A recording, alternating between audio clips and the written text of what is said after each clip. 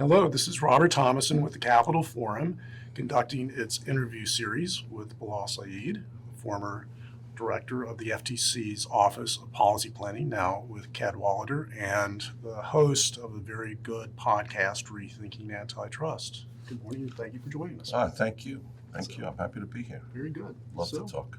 So we're in very exciting times, and I'd like to talk about the constitutionality issues that are surrounding the FTC right now. And there are a number of them, and just take them in order. Just start with your thoughts against the constitutionality that aggrieved parties should be able to go right to the courts. So, well, I think they should be able to go right to the courts, right? I mean, I think there are structural concerns with respect to the agency, right? Is it sort of the prosecutor, judge, jury type arrangement, and being forced to go through the administrative process to litigate to a final determination, sort of procedural questions or constitutional questions, is just going to take too long, and the parties are at a significant disadvantage. I don't see the FTC being at a disadvantage if they have to respond in federal court. So to me, on the merits, I think parties should be able to federal court, and I think that's also a way to limit concerns about the constitutional structure of the FTC. Right? I mean, I think it's of a benefit to the FTC that they show that there are sort of checks on their power, on their authority, and they don't use process to disadvantage litigants. Mm-hmm. Yes, and then moving on, I'd like to ask your opinion about the executive power over the FTC, and so I think there are a couple ways I think about it. One is as a somewhat to the right conservative, I do believe in an executive with energy, even a high energy executive, which is what I think we have. So I do think there's merit to the argument that the for cause limitation on removal of commissioners raises some constitutional questions. I also think that Humphrey's executor decided about 90 years ago probably gets it wrong in how they came about limiting the president's power to fire, remove commissioners. So I think both from the objective of is the 1935 Humphrey's decision still good law? There are questions about it. And I also think in terms of ultimate control of the agency's direction, there are questions about it. However, I think there are other means by which the president and the Congress, although that's not really the question, can direct the agency, prevent the agency from going rogue, so to speak. So I'm not. I think it is I think the court should move slowly in overturning old precedents and affecting what I've called sort of the equilibrium of the agency dynamics, the FTC, maybe the SEC, other agencies. So what I think hasn't really been explored is in the 50s, the president got the right to designate the chairman across the commissioners, right? Designate the chairman from the commissioners. That was not the case at the time of Humphrey's executor, right? At the time of Humphrey's executor, the commissioners chose the chair, right? And that is a limitation on the president's power. I think either then or particularly now, where the chair does so much to set the agenda. So I'm not a constitutional expert or an administrative law expert, but to me, that power to designate and undesignate the chair, even if not the ability to remove that person as a commissioner, I believe that's substantial power it gives the president substantial authority to see that the laws are faithfully executed. So I'd like to see that explored by the court, and I actually think that is the way they're going to come out if this case goes up to the court. That it's a baby step. Now maybe in 20 years it comes up again and the court says it didn't work, but I think now both the ability to do that and the general custom of chairs leaving the commission when the party, the presidential party changes, fits. It gives the court a basis to not totally upend the relationship within independent agencies and the so-called independent agencies, and the role of independent agencies in the, in this what is otherwise this tripartite structure of President, Congress, and the judiciary. You mentioned that Congress had other ways or might have other ways of addressing this. Could you give some more examples? Well, I think in part it's budget, part it's the ability to restrict the budget of the agency, and part it's through oversight hearings, and those are real constraints.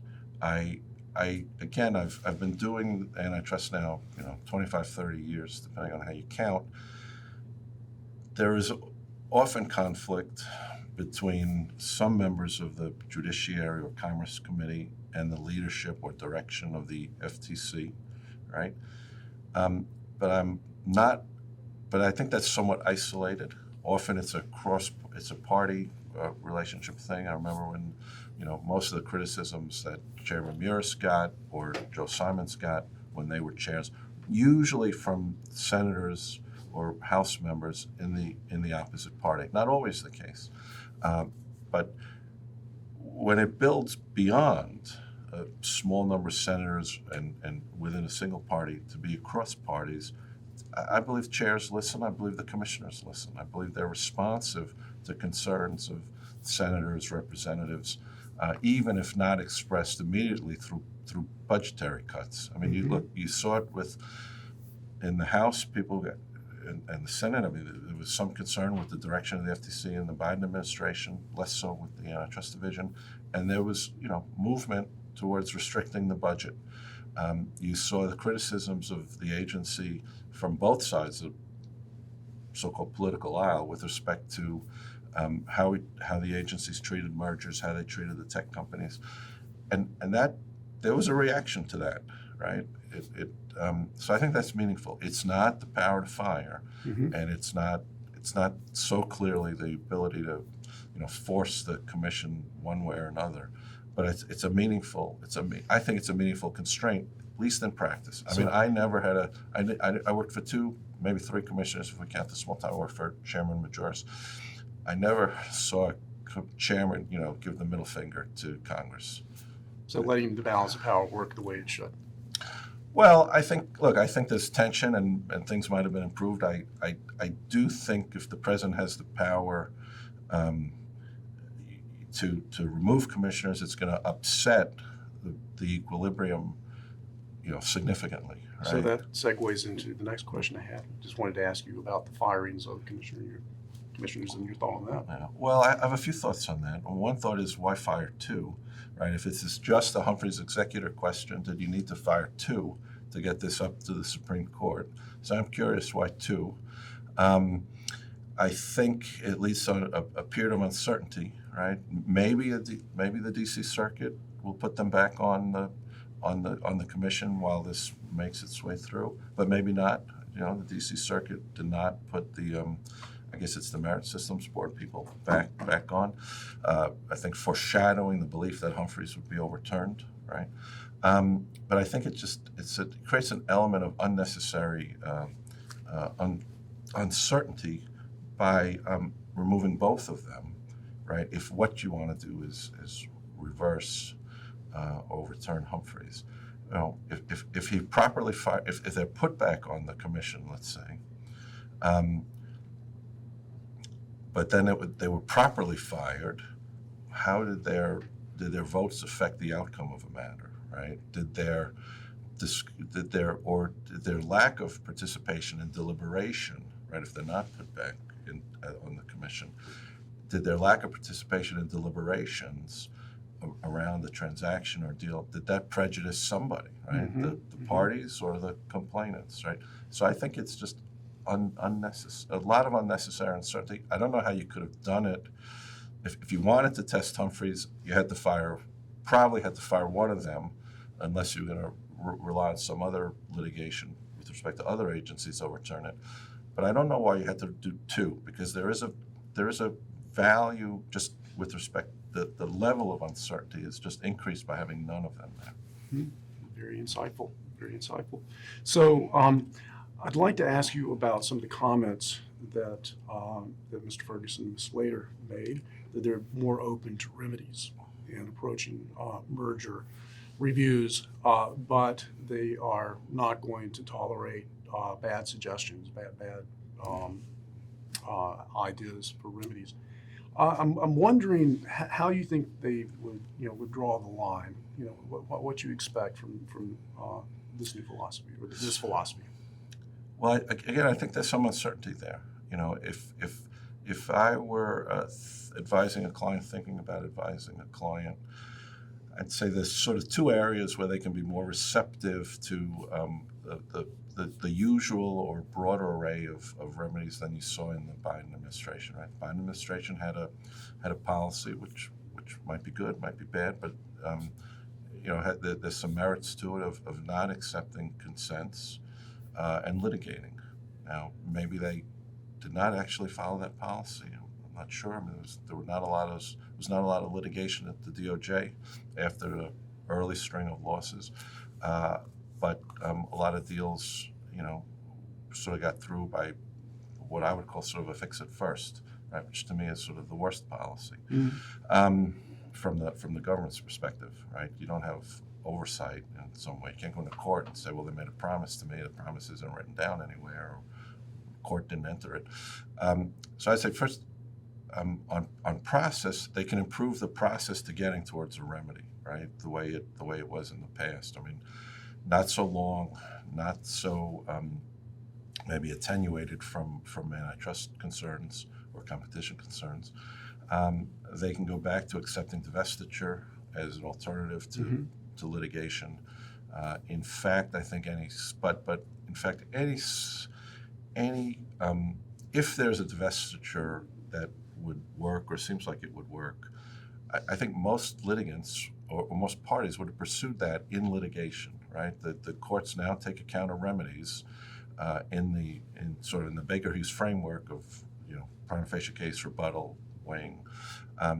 So in that sense, I don't think there's going to be a huge difference, but they seem to be open to the usual divestiture. I don't think they're going to be open to behavioral remedies in horizontal merger cases, but and I think they're going to be concerned about a regulatory approach to vertical transactions, where there needs to be a lot of monitoring.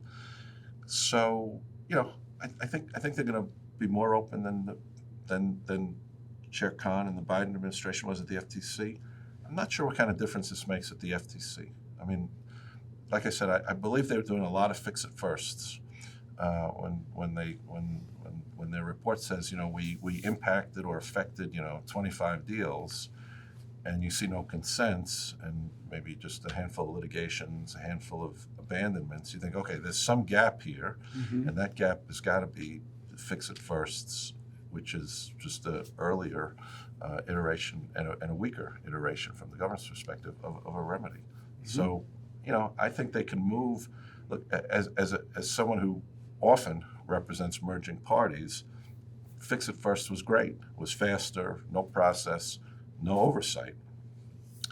I think Gale may move away from that, and so that's going to be a sort of more, in a sense, burden on parties, but not unusual.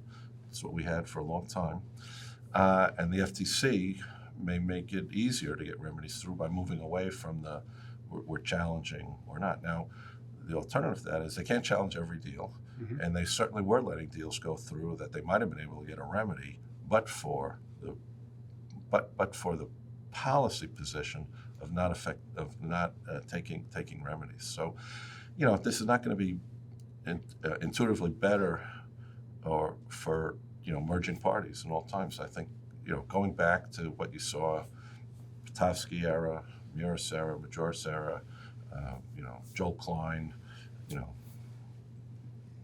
Joe Simons making Delray, you know, it's going to be. People complained about that process too, right? So it's not going to be whatever roses for everybody. No, but they'll have you to advise them. So, We'll see. so what other anticipations do you have about antitrust enforcement in this administration? Well, I think the big issue is the uncertainty, right? I think it's important for the chair, maybe even the other commissioners, when it's a full commission, and the AAG to be public about what they're doing. I think so far, particularly at the FTC, I think Chairman Ferguson is out there a lot talking about what he's going to do, toughness, easiness. He's sending a lot of mixed messages, I think, or messages that are causing some concern. But what is he thinking? Where is it going to be easier? Where is it going to be less easy? Why? And this is not a criticism. Why did they both agencies sort of continue the 2023 merger guidelines? A lot of people thought they wouldn't.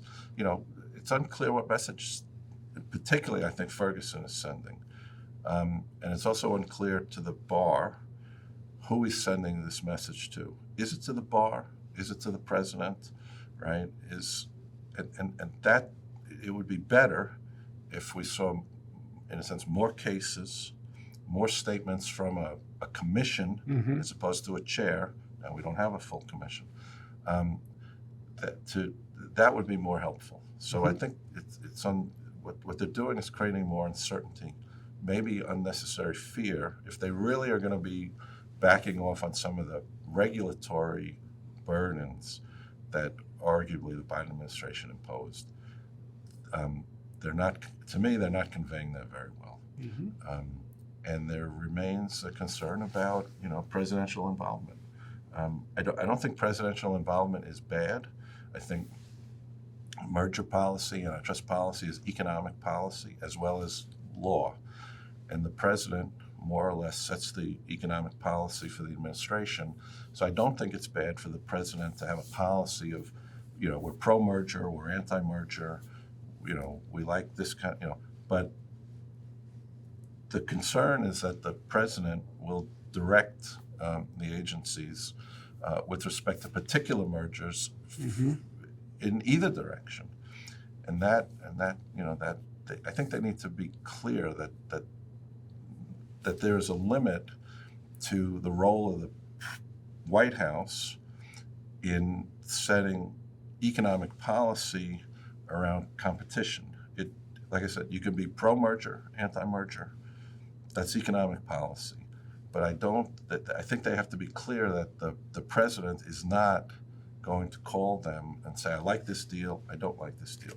I think Macon, Delray suffered from the perception that the AT&T Time Warner case was brought because of the president's concerns, about CNN. I don't think that's true. I think that was a case worth bringing. They lost, but it was a case worth bringing. But it is colored, I think, his decision, the department's decision to bring that case is just colored by the president's statements, and it's a mistake. So how should corporations, how should people considering mergers take this into consideration? I mean, they're used to thinking about the law, thinking about the agencies. Now, well, they have to think about the White House. Look, I think, and it's funny. I heard Debbie Majoris talk about this yesterday. I think on a big deal, firms always had, I'll call it a consultant who helped them respond to concerns on the Hill, maybe even concerns in the White House, concerns, in the public arena, and concerns that may be raised at other agencies, right? So big deals, I think, always had somebody managing that process, what you'd call the political process. I think more and more deals need that, right? Somebody asked me somebody asked me, would you tell a client if they're doing a merger that they got to kill their DEI program? I'd say, in some ways, that's really outside my area of expertise. But what I would tell them sometimes, if you feel strongly about your DEI program, then you shouldn't do that. They're not going to be able to bring a Section 7 case focused around DEI. If they have to, if that's their goal, it's going to be a weak Section 7 case. Yes, yes. Other people can tell you if dropping it is going to get your deal through further. I would never tell a client or anyone, if something's important to you, you got to drop it in advance either on a premise or hope that this is what addresses a non-antitrust concern and gets your deal through faster. That's a decision for other people who talk to people at the White House on a daily basis, have friends, relationships. I would never tell someone to do that. Very, very good insight. So, well, I want to give you the last word, and so tell us a little bit more about rethinking antitrust and podcast. Well, look, it was sort of it still is sort of a vanity project, right? I want to talk to my friends. High quality project. Well, okay, good, very good. Well, I'm a vain person. I just wanted to talk to smart people about antitrust in a way that I hope to make accessible, really to an audience broader than the antitrust community. But I'm not sure I've succeeded in that. But also with a lot of time, right? I mean, almost everyone I've had on my show, is going to be on a panel somewhere, but they don't get, 60 minutes, 90 minutes, Right. 100 minutes, of just one-on-one discussion where hopefully they do the majority of the talk. So it's really and it's also a way to maybe reflect over a longer term on immediate changes or current changes or developments at the agencies, or whether it's the U.S. or Europe. So it's I could have called it discussions with my antitrust friends. It was fun to do. It is fun to do, and hopefully people get some value out of it. And I'm trying to make it better. Well, thank you for the minutes that you spent with us, and enjoy the spring meeting. Thank you. All right.